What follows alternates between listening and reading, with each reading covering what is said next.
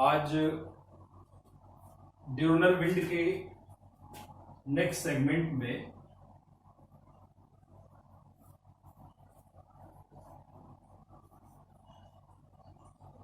जिसे हम दैनिक पवने कहते हैं, लैंड ब्रीजेस सी ब्रीजेस ऑलरेडी कर चुके हैं। इसके बाद में एनाबैटिक एंड कैटाबैटिक विंड आता है।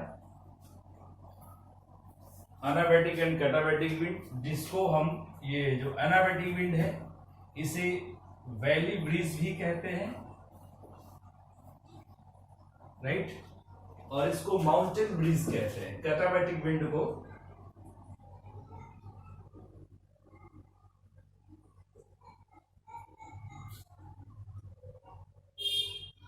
माउंटेन ब्रीज कहते हैं। सिस्टम ये समझना है कि एनाबैटिक विंड कैसे डेवलप होती है, इसका क्या रोल होता है, ये किस तरीके से वर्क करता है। एनाबैटिक विंड माउंटेनियस रीजन्स में अर्थ के रोटेशन की वजह से डेवलप होता है। एनाबैटिक या कैटाबैटिक दोनों की हम बात करते हैं। So anabatic and katabatic wind kind of diurnal wind, kind of what, diurnal wind develop due to rotation of the earth, है ना। अर्थ के रोटेशन से ये डेवलप होता है, ओरिजिनेट होता है। ड्यूरिंग द डे एनाबैटिक और the valley breeze develop and near to sunset or after sunset mountainous breeze or katabatic wind develop। कैसे ऐसा होता है उसको हम लोग समझते हैं। As we know, with respect to increasing the altitude from surface of earth, air density decreases। Density यहां ज्यादा है, ऊपर डेंसिटी कम है। मॉलिक्यूल्स का नंबर यहां कम होगा। सोलर रेडिएशन इसको जल्दी से गर्म कर देगा। Because of lesser the number of air molecules on the hills, lesser the density, it is heated rapidly then the valley air, है ना। जो वैली में एयर है वो थोड़ा सा स्लोली, है ना, गर्म होगा, और ये यहां पर जल्दी से गर्म हो क्योंकि इसका डेंसिटी कम है। गर्म होने के बाद में इसका मतलब टेम्परेचर ज्यादा रहेगा। टेम्परेचर ज्यादा होने से एयर एक्सपेंड करती है, हम सभी जानते हैं। और जब एयर एक्सपेंड मतलब फैलेगी, है ना। अगर ऐसे एयर है, हीटिंग करेंगे, उसका टेम्परेचर बढ़ाएंगे तो इस तरह से फैलेगी, राइट। एयर फैलती है, एयर एक्सपेंड करती है, और एयर के एक्सपेंड करने से उसका, है ना, एयर के एक्सपेंड करने से प्रेशर रिड्यूस होगा, और एयर एक्सपेंड करते हुए अपवर्ड राइज करेगा। इस वे में यहां पर राइज करता है, और जिसकी वजह से प्रेशर यहां पर घट जाता है। प्रेशर घटने का मतलब here there develop low pressure, यहां पर लो प्रेशर का कंडीशन बनती है, लो प्रेशर डेवलप हो जाता है। और कंपैरेटिवली यहां पर टेम्परेचर, क्योंकि हमने बताया कम है वैलीज में during the day when there is the incoming solar radiation, temperature is comparatively lesser and pressure more, है ना। प्रेशर यहां पर ज्यादा है, तो इसको हम लोग एचपी कह देंगे, हाई प्रेशर कह देंगे, है ना। और विंड हाई प्रेशर से लो प्रेशर की तरफ मूव करता हुआ चलेगी, है ना। विंड इस तरह से हाई प्रेशर से लो प्रेशर की तरफ मूव करते हुए जाएगी। फिर यहां पर हीटअप हो जाती है, हीटअप होने के साथ साथ में फिर राइज करेगी, और इसके साथ जब यहां से एयर राइज करेगी वैली रीजन से, तो इसको फिल करने के लिए यहां से एयर सबसाइड करती है, राइट। यहां से एयर क्या करती है, सबसाइड करती है, और जिसकी वजह से एयर के सबसाइड करने से in the upper part of the valley there is recorded low density. Density यहां कम हो जाएगा, और यहां एक्यूमुलेट होने से डेंसिटी कंपैरेटिवली ज्यादा रहेगा। इन the upper part of troposphere, in the upper part of troposphere from higher density to lower density air movement takes place, है ना। एयर मूवमेंट हायर डेंसिटी से लोअर डेंसिटी की तरफ चलता है। अब इस तरह से जो एयर का सर्कुलेशन बना, ये ड्यूरनल सर्कुलेशन है, या इसको हम लोग क्या कहते हैं, माउंटेन ब्रीज कहते हैं, सॉरी वैली ब्रीज कहते हैं, या इसको हम एनाबैटिक विंड कहते हैं, राइट। एनाबैटिक विंड कहते हैं, या इसको वैली ब्रीज कहते हैं।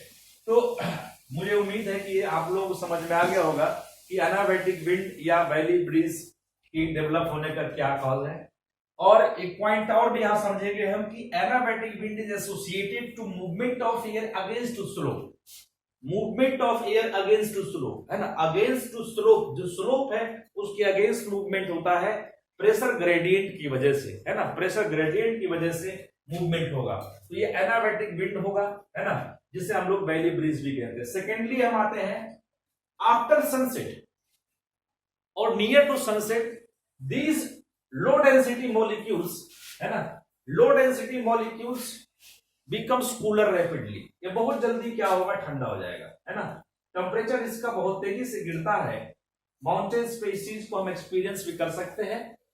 टेम्परेचर जैसे ही सनसेट हुआ वहां पर ठंडा होना स्टार्ट हो जाएगा और तेजी से ठंडा होगा, जिसकी वजह से ये मॉलिक्यूल्स यहाँ के मॉलिक्यूल्स क्या होंगे, आपको कॉम्पैक्ट होंगे, यहाँ के मॉलिक्यूल एक्यूमुलेट होने लगेंगे और मॉलिक्यूल एक्यूमुलेट होंगे, उसके बाद में इसका मास इंक्रीज होगा, मॉलिक्यूल्स एक्यूमुलेट होगा जिससे मास इंक्रीज होता है और मास इंक्रीज करने से यहां पर आपको ग्रेविटी की इफेक्ट में,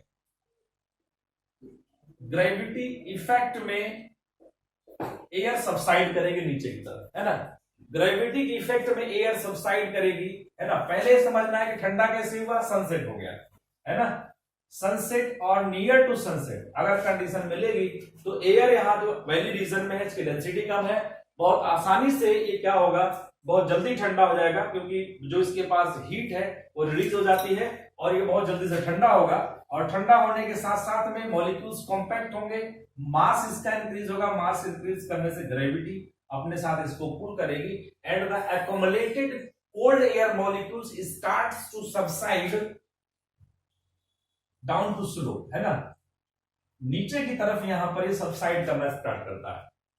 अच्छा, जितना तेजी से अपर पार्ट में माउंटेन्स पर, हिल्स पर टेम्परेचर घटेगा, वैली में उतना जल्दी टेम्परेचर नहीं घटता, है ना, तो ऐसे कंडीशन में यहां का टेम्परेचर कंपैरेटिवली क्या रहेगा, ज्यादा रहेगा, ठीक है, टेम्परेचर ज्यादा रहेगा, मॉलिक्यूल्स का नंबर ज्यादा है, तो यहां पर इसको जो एक्यूमुलेटेड एयर है, ये एक्यूमुलेटेड एयर को यहां से क्या करेगा, ये एक्यूमुलेटेड एयर नीचे की तरफ आएगी और वैली से जो वार्म एयर कंपैरेटिवली है ये पुशअप हो जाती है, ऊपर की तरफ मूव कर जाती है, ठीक है, यहां पर एक्यूमुलेट होगा, अब अपवर्ड मूवमेंट से एयर एक्यूमुलेट होती है जिससे डेंसिटी बढ़ेगी, है ना, डेंसिटी इसका इंक्रीज होगा और अपर पार्ट में इसके डेंसिटी यहां पर रिड्यूस होगी, ठीक है, और डेंसिटी के रिड्यूस होने से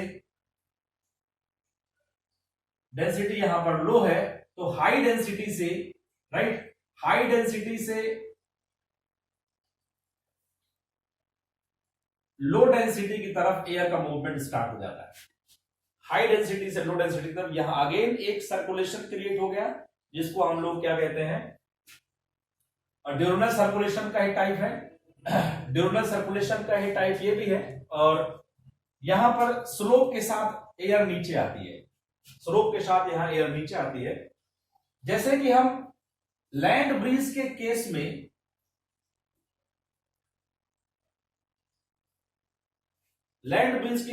पैराशेलिंग करते हैं, पैराशेलिंग मतलब कॉन्टिनेंट से एयर जब जाना स्टार्ट कर देगा सामने ओशियन की तरफ, तो वहां पर पैराशेलिंग किया जाता है, मतलब पैराशूट लगा के उसके साथ में, है ना, ये आपका ओशियन सरफेस है, यहाँ कॉन्टिनेंट है ना, ओशियन सरफेस और कॉन्टिनेंट, तो पैराशूट से क्या करेगा, यहां इस तरफ ले जाएगा, विंड लैंड से ओशियन की तरफ जाएगी और ऐसे सर्कुलेशन उसका बनता है, इसको हम पैराशेलिंग कहते हैं, पैराशूट में लोग बैठ जाएंगे, तो एक टूरिज्म में यूज होने वाला क्या है, कंपोनेंट है, टूरिज्म में यूज होने वाला कंपोनेंट है।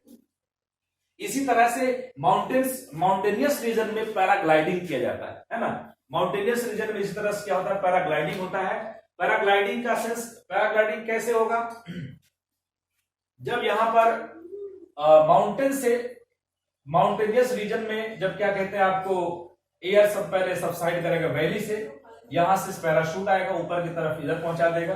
दूसरे केस में क्या होगा, हिल्स से पैराशूट ऊपर राइज करेगा और वैलीज में पहुंचेगा, है ना, तो ये सर्कमस्टांसेस बनता है बेसिकली पैराग्लाइडिंग का। और कुछ बात हम समझते हैं कि भाई जैसे अपर पार्ट है वैली का, माउंटेन का, है ना, माउंटेन पीक्स है, तो इस माउंटेन पीक्स के पास में एयर डेंसिटी कम होती है, एयर डेंसिटी कम है और जिसकी वजह से ठंडा गर्म होने का कंडीशन बनता है। यहाँ बायोडायवर्सिटी भी कम होती है ना, इस जगह पर बायोडायवर्सिटी भी कम होती है। वैलीज में कंपैरेटिवली बायोडायवर्सिटी क्या होता है, ज्यादा होता है। सेटलमेंट भी वैलीज के आसपास ही होता है, पीक्स पे सेटलमेंट नहीं किया जाता है। तो अल्टीमेटली कहने की बात यह है कि इस रीजन में जो पॉल्यूशन ह्यूमन बींग्स क्रिएट करेगा, है ना, उसको इस सर्कुलेशन के थ्रू, है ना, जो ड्यूरोनल सर्कुलेशन एनाबैटिक और कैटाबैटिक विंड की फॉर्म में चल रहा है, इस सर्कुलेशन के थ्रू पॉल्यूशन को ये भी क्या करता है, डाइल्यूट करने का काम करता है ना। पैराग्लाइडिंग में यूज होता है, मतलब एक टूरिज्म को सपोर्ट करेगा, इन्वायरमेंट को रिफ्रेश करने का काम करता है ना। और रेनफॉल में भी इसका, जैसे माउंटेन्स है, विंड एनाबैटिक विंड राइज करके जाती है तो क्लाउड का फॉर्मेशन करके यहाँ पर रेनफॉल में भी इसका रोल हो जाता है ना। तो इस तरह से एक पॉइंट इसमें और जोड़ना है कि जब लो टेम्परेचर की एयर, कैटाबैटिक विंड वाले केस में, जब लो टेम्परेचर की एयर सबसाइड करेगी, वार्म एयर ऊपर जाएगी, तो नीचे टेम्परेचर कैसा होगा, है ना, नीचे टेम्परेचर कैसा होगा, यहाँ पर टेम्परेचर कम रहेगा, ठीक है। लोअर पार्ट में अगर सपोज टेम्परेचर हम T1 मानते हैं, यहाँ लो टेम्परेचर की एयर सरफेस के पास में एकोमोडेट होती है, सरफेस के पास एकोमोडेट होती है, और वार्म एयर कंपैरेटिवली ऊपर चला गया, यहां पर टेम्परेचर T3 मान लेते हैं, T1 T2 T3, तो रिलेशन क्या बनेगा, T1 is less than T2 is less than T3, है ना। तो क्या कंडीशन बनती है कि जब हाइट बढ़ने के साथ टेम्परेचर इंक्रीज करेगा, है ना, हाइट और टेम्परेचर, हाइट इंक्रीज करने के साथ अगर टेम्परेचर इंक्रीज करता है तो इस सिचुएशन को हम क्या कहते हैं, टेम्परेचर इन्वर्जन कहते हैं, राइट। क्या कहते हैं इसको हम, टेम्परेचर इन्वर्जन या ताप व्युत्क्रम कहा जाता है ना।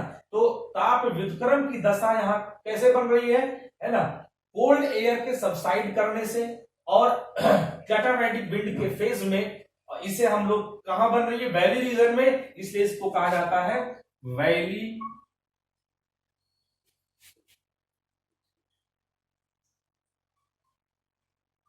Temperature inversion,